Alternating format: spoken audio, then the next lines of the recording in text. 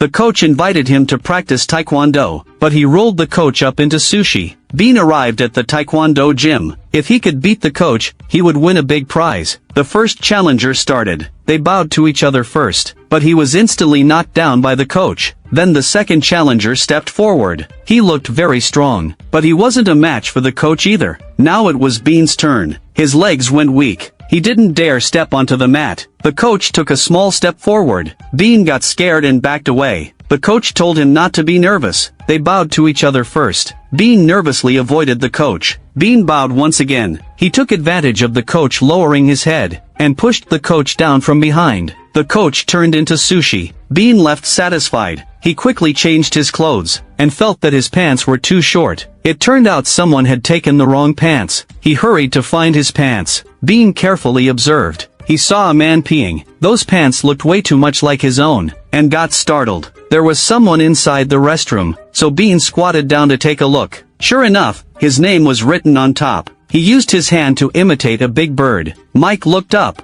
At that moment Bean's hand had already reached inside. Just then a security guard came in holding a stick. Bean pulled out a white cloth, put his hands on his hips, and elegantly polished his shoes. The security guard left on his own. He continued squatting to take off the man's white pants. At that moment Mike was holding the toilet with both hands. Bean quickly pulled off the pants, changed into his own, and casually threw the white pants inside. Bean was just about to drive home, but got fascinated by a cake on the roadside. Just as he hesitated, a tank came from behind, and crushed Little Green flat. Bean turned around and saw. Sadly, the cake had fallen. He sorrowfully said goodbye to Little Green. Bean pulled out the padlock. Luckily the padlock wasn't crushed.